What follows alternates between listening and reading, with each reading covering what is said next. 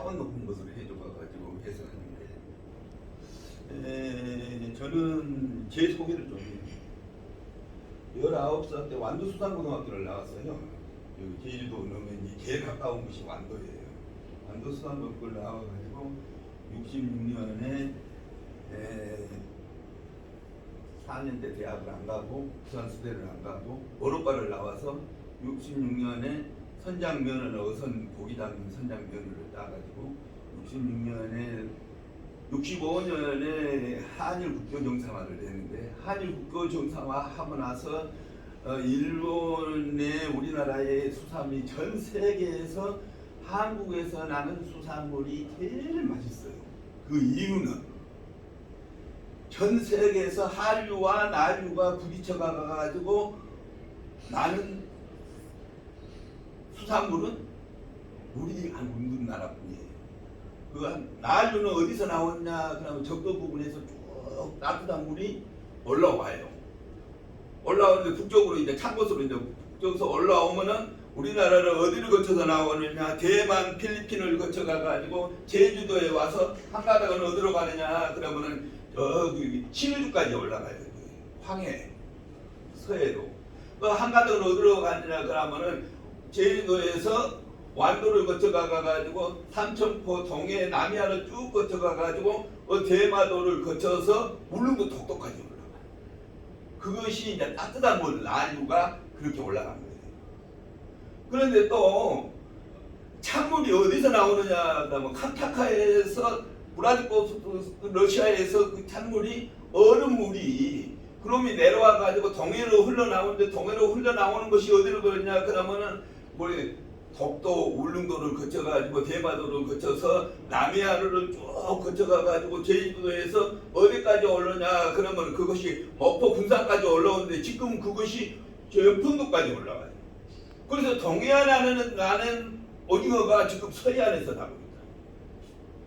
그래서 전 세계에서 동서 찬물과 더운 물이 나는 곳에서 생산되는 수산물이 제일 맛있어요. 그래서 일본 사람들이 제일 한국에 와가지고 수산물을 좋아하는 것이, 한국이 회를 먹는 나라는 한국하고 일본밖에 없어요. 그런데 그것을 그 수산물 중에서도 이 회를 먹는 것은 엄청나게 소고기, 육고기보다도 아주 엄청나게 더 좋은 곳이거든요. 그런 곳에서 태어나가지고 우리나라의 동서남해안에서 나는 수산물이 전 세계적으로 우리 인기예요. 그런데 우리나라 인구가 5천만이 얼마를 수산물을 먹냐? 그러면 1인당 60kg를 먹어요. 일본이 56kg 먹어요. 수산물을 제일 많이 먹는 나라가 우리나라인데, 그 수산물을 먹으려면 5천만 명이 얼마나 생산돼야 하느냐? 그러면은 500만 톤이 600만 톤이 생산돼야 하는데, 우리나라에서 동서남해안에 나는 것이 300만 톤밖에 안 나와요. 그래가지고 여러분들이 먹는 명태, 오징어, 갈치, 고등어, 연어, 이거 다 외국에서 300만 톤이 수입해야 하는 거예요. 동서남해안에서 나는 것을 많이 생산해 가지고 해야 하는데, 그렇게 생산을 못하기 때문에 외국에서 300만 톤을 수입에다가 먹고 있는 이런 실정이다. 앞으로는 식량 안보로 굉장히 중요한 것이다. IT 반도체보다 더 중요한 것이 식량 안보다. 우크라이나로 이리 가가지고 지금 식량가 사료, 우리나라에는 쌀 자급자족 외에는 모든 걸 다 수입해다 먹는데, 이게 지금 금년도에 모든 그 농수산물에 있는 것들이 6배, 5배 올라가가지고 앞으로도 더 올라가기 때문에 농수산물에 관한 것들을 식량 안보 차원에서 생산하지 않으면 안 된다. 그 얘기를 강조하면서, 제가 완도수산고등 60년에 졸업을 해가지고 선장면허를 따서 5급 공무원 시험을 봐가지고 배 선장부터 선장을 해가지고 완도에서 이제 66년부터 80년까지 수산청에 근무한 데가 전두환 정부 때 해직됐어요. 그래서 중앙대학교에 35세 회계학회 1회로 가가지고 거기서 학사, 석사, 박사를 해서 90년에 학위를 받고 전주대학교에 15년 있다가 중앙대학교 산업창업대학원에 2004년에 올라와서 15년 전에 정년을 했어요. 그래서 그러는데 이제 우리 2016년에 우리가 크라우스 슈밥이 세계경제포럼에서 뭔 얘기를 했느냐. 앞으로 4차 혁명이 일어나면 720만 개의 직종이 없어지고 200만 개의 새로운 것이 생길 것이다. 그래서 500만 개의 일자리가 없어지니까 이게 일자리 창출이 굉장히 중요하다. 또 회계학이나 텔레마케팅이나 변호사나 이런 사람들은 제일 먼저 없어질 거다. 그 얘기를 하고 나서 문재인 정부가 2019년에 들어서 어느 정부도 없는 뭘 만들었냐. 청와대에 일자리 창출 상황판을 만들었는데 역대 정권 중에서 제일 일자리를 창출 못하는 이런 나라가 실패하는 정부로 만든 것이 일자리 창출을 못했기 때문에 그렇다. 또 일자리 창출 작년에 우리나라 대학 졸업생이 한 62만 명 졸업을 했어요. 62만 명의 대대로 일자리를 창출하는 정규직으로 들어가는 게 9만 명, 비정규직으로 들어가는 10만 명, 40만 명이 매년 누적돼 가지고 있는데, 그러면 회계학을 하는 사람이 회계사를 1000명씩 뽑거든요. 세무사도 1000명을 뽑거든요. 그런데 일자리 창출을 못해가지고 회계학을 공부하는 사람도 노는 사람이 태반이다. 전국의 회계학과가 들어갈 때만 해도 회계학과가 생긴 것이 52개 학교인데 지금 회계학과가 생존하고 있는 것이 숭실대, 경희대 몇 개밖에 한 30개밖에 없어요. 그래서 이제 회계학에 관련되어 있는 거 일자리 창출을 잘한다고 하는 것이 회계학이었는데 회계학에 전혀 일자리 창출이 안 된다. 그러면 회계학을 차변 대변만 하고 지금 할 거냐? 그와 관련을 해가지고 회계학이 학위에 매였다. 공부 학위에 매였다. 일자리 창출은 크라우스 슈왑이 그렇게 얘기를 했는데 최근 메타버스에서 나오는 얘기에 하고 뭐냐 그럼 앞에도 그랬어요. 2030년에 메타버스 관련 일자리가 2,400만 개가 생긴다. 그러면 어떻게 공부해야 할 것이냐 하는 얘기예요. 그래서 제가 이것을 쭉 중앙대 산업창업대학원에서 하면서 우리 회계학뿐만 아니라 전체 우리가 일자리 창출을 하는데 메타버스와 관련된 얘기를 좀 해야겠다. 그런데 메타버스 4차 산업 얘기를 할 때 주로 그 주제가 인공지능, 빅데이터, IoT 뭐 이런 얘기를 했었다고. 그런 얘기하다가 여기 디지털 경제 얘기를 나왔다고.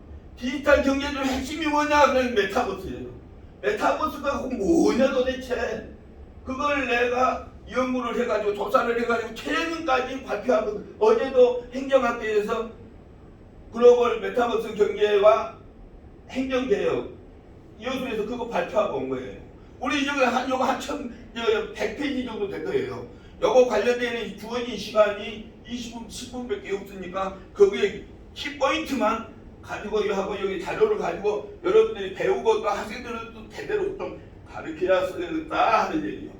키포인트는 글로벌 메타버스 에코노믹 추세가 어떻냐 하는 거고, 두 번째 한국의 디지털 테크놀로지 수준이 어떤 거냐 하고, 그러면 미래 회계 일자리 창출을 어떻게 할 것이냐 하는 얘기예요.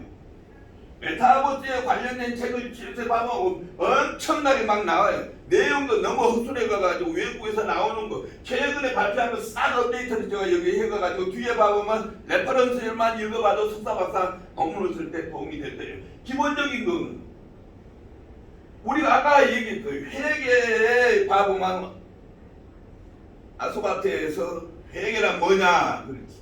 회계라는 것은 기업의 실체가 경제 활동을 할 때 의사결정에 유용한 정보를 제공하는 게 회계다. 뭘로? 화폐액으로 측정된 그걸로 기업의 실체를 의사결정에 관련되어 있는 정보를 제공하는 것이 회계다. 그래놓고 쭉 해서 봐보면은 이제 회계에 이제 여러 가지 기본적인 얘기가 쭉 나오는데, 그러면 디시전 메이킹을 할 때 제일 쉽게 의사결정을 하는 것이 어떤 기업의 경영 활동을 하는 것을 화폐액으로 측정된 것으로서 표현을 해가지고 그 정보를 주어진 스테이크홀더, 그 기업과 관련되어 있는 주식을 투자한 사람이나 경영자나 또는 공부하는 사람이나 원료를 제공한 사람이나 그 제품을 사는 사람, 이 스테이크홀더들한테 그 기업에 관련된 의사결정을 할 때 중요한 정보를 해주지 있느냐? 우리가 회계학에 관련되어 있는 증권에 관련되어 있는 모든 우리가 엠피리컬 스터디 해가지고 가설 검증해가지고 우리가 한 것들이 그걸 이용을 해가지고 주식시장에 그 정보를 이용을 해가지고 주식 살 수 있는 그런 정보를 해줘야 회계 경제적인 가치가 있는 정보라고 그러는데 전혀 따로 놀고 있다. 저는 그 회계학을 하면서 지금 40년을 회계학을 하면서 이게 문제다 얘기예요. 의사결정 할 수 없는 짓거리를 하면서 우리가 학습을 논문을 발표하고 있다 하는 얘기예요. 메타버스에 쉽게 얘기해요. 쉽게. 회계에 관련되어 있는 현재까지는 모든 실제의 과거의 데이터, 현재 시점에서 일어나는 과거의 정보를 가지고 그걸 가지고 미래를 예측하는 스타일이거든요. 실제 보고 듣고 나오는 결과를 가가지고 회계감사나 뭐나 해가지고 하는데 이거 여기서는 보이지 않는 가상의 세계에서 활동하는 그런 활동이 수익을 창출한다 얘기야.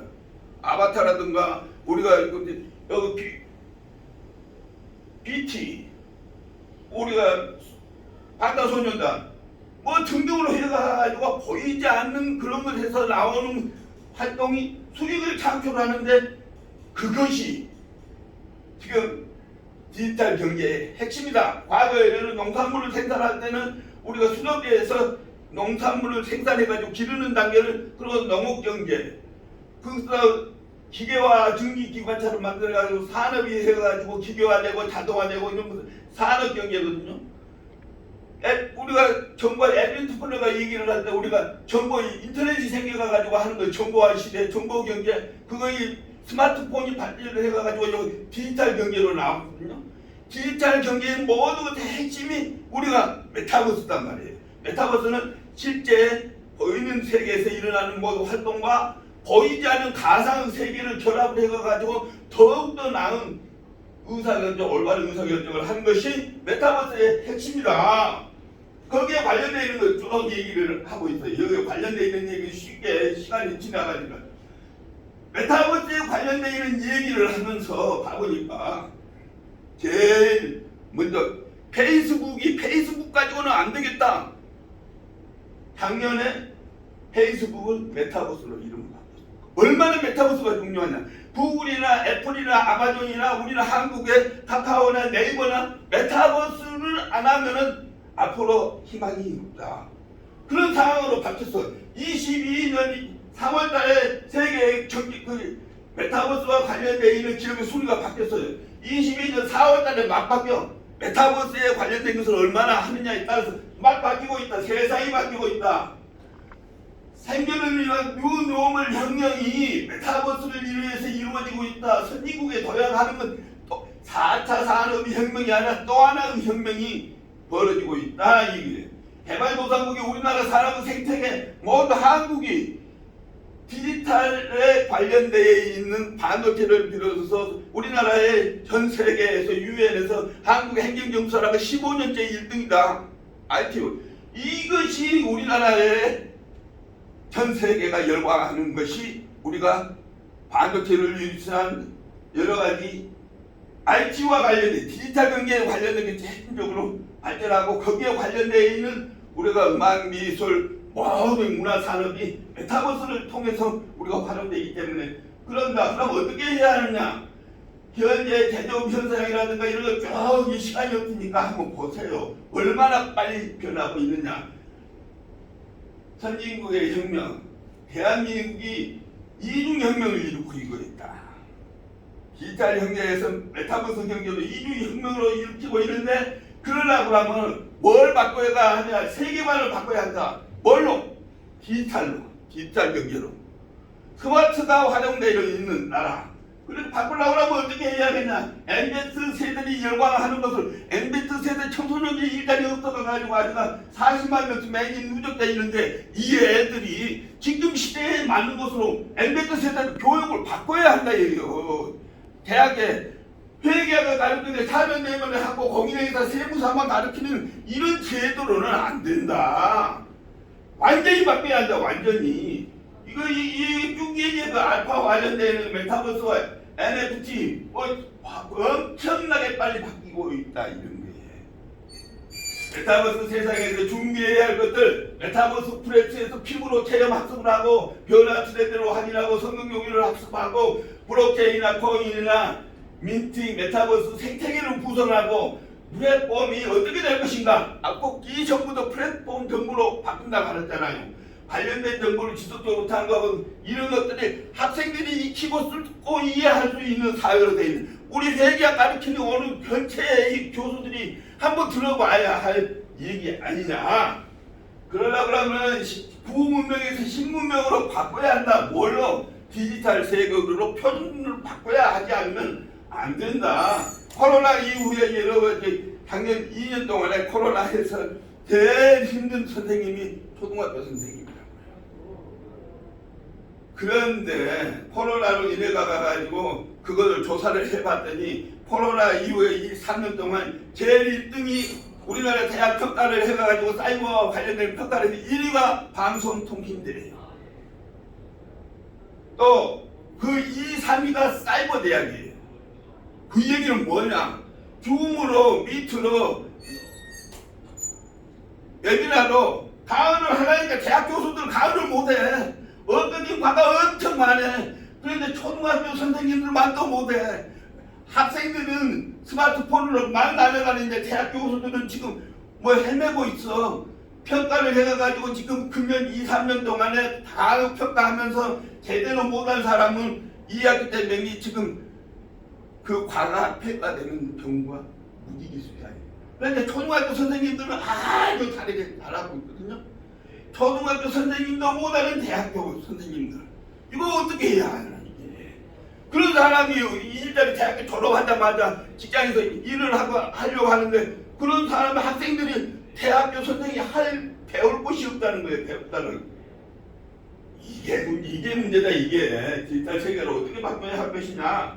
이게 문제다. 어떻게 실력으로 바꿔야 한다. 실력. 어떤 실력으로? 팬덤 시대에 맞는 시대. 코로나 이후에 변화되는 이런 팬덤 시대에 맞는 이렇게 바꿔야지. 실력을 키워야지. 실력이 없는 사람이 어떻게 지그자리에 앉아 있느냐 얘기예요. 공부하지를 않아. 엉뚱한 얘기하고 딴 얘기하고 주식 우리가 아까 여러 가지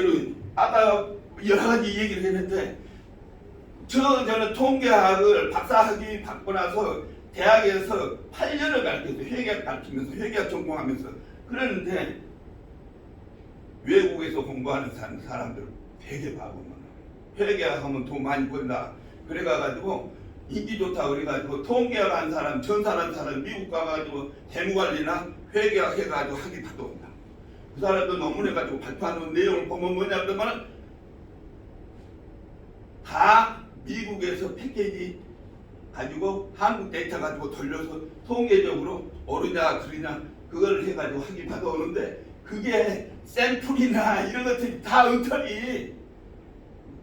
미국에서 학위를 줄 때 한국 사람 와가지고 박사학위 하려고 그러면 네가 미국 사람들 공부를 잘해. 네가 뭐 미국에 대해서 문화를 잘해. 너 아는 거 한국 배우 말 못하잖아. 그러니까 통계 다른 거 가지고 돌려가가지고 통계적으로 맞춰가지고 박사했다는 사람이 그게 안 된다는 거예요. 5분 네, 남았습니다. 5분도 받을게요. 실력을 바꿔야 한다. 팬덤을 탐구하는 실력으로 바꿔야 한다. 어떻게 바꿔야 할 것인가 이거 최근 데이터를 했으니까 한번 보세요. 해급 유튜브로 해가지고 유튜브 세계 1위 봐보세요. 팬덤을 어떤 방향으로 바꿔야 할 것인가. 그러면 저런 걸 하려고 그러면은 팬덤식으로 바꿔야 하는데 기초를 바꿔야 돼. 기초 휴머니티 인간과 관련되어 있는 것, 인간과 관련되어 있는 것, 인간성이 구문명에서 신문명으로 바뀌어야 한다. 팬덤 경기에 사람이 달리다 사람이 필요로 하는 거, 사람이 하는 그런 좋아하는 거 그런 거를 위주로 바꿔야 한다. 이 얘기 어떻게 바꿔야 신인류 마음을 사는 기술이 필요하다. 건강과 따뜻한 배려, 좋은 인성, 최고 자산이다. 돈줄을 내려가자. 어떻게? 또 바꾸세요. 어떻게 바꿔야 할 것인가? 그러면 세계관, 실력, 기초를 바꿔야 한다. 마음에 관련되어 있는 거 이런 것들은 근본적으로 사고를 바꿔야 하고 자기가 지금이라도 늦지 않게 스마트폰이나 이런 것을 쓸 수 있는 이런 스탠드업 시대에 맞는 식으로 자기가 실력을 배워야 한다. 그러면 미래 30년은 어떻게 돼야 할 것이냐. 대한민국이 정치, 경제, 사회, 문화 모든 것 문재인 정부 4년 동안 엉망진창에 가가지고 윤석열 정부 위에 가가지고 여기 잘 될 줄 아는지 인사하는 것이 개판이요. 서울대 나온 사람들이 세계 인류야? 그러고 소통한다고 그러면서 전라도, 강원도 장관 하나도 안 해놓고 다 서울 위주로 그런 인사가 완전히 부실해 인물로. 검찰, 국회의원 검찰에 벌 받은 사람들 개판이 시켜가지고 사법부가 어디고 썩어가지고 있는데 그 사람들 위주로 해서 하는 거지. 이거 정치요? 이거 안 되는 거예요. 이 사고가 마음만 소통한다고 혁신한다고 그런 게.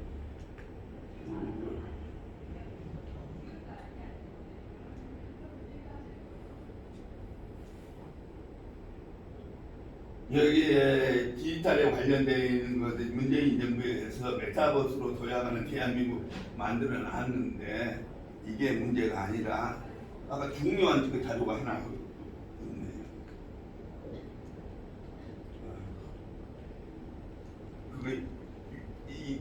여기 자료가 안 나왔는데 지금 다른 것을 해요. UN에서 21세기에 필요로 하는 인간 교육을 어떻게 해야 할 것이냐 하는데 거기에 첫째 기본적인 소양을 갖추는 것, 두 번째 전문적으로 자기가 먹고 살 수 있는 역량을 갖춰야 하고, 세 번째 그것보다 더 중요한 것이 인성을 갖추는 노블리스 오블리제를 해야 한다. 첫 번째 우리나라는 기본 교육 소양을 갖춰야 한다. 교양을 갖춰야 한다.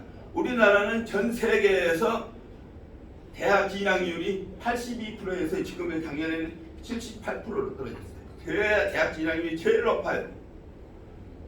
그렇기 때문에 초, 중, 고등학교 우리가 문맹에 글 모르는 사람들 다 스마트폰으로 날려다녀요.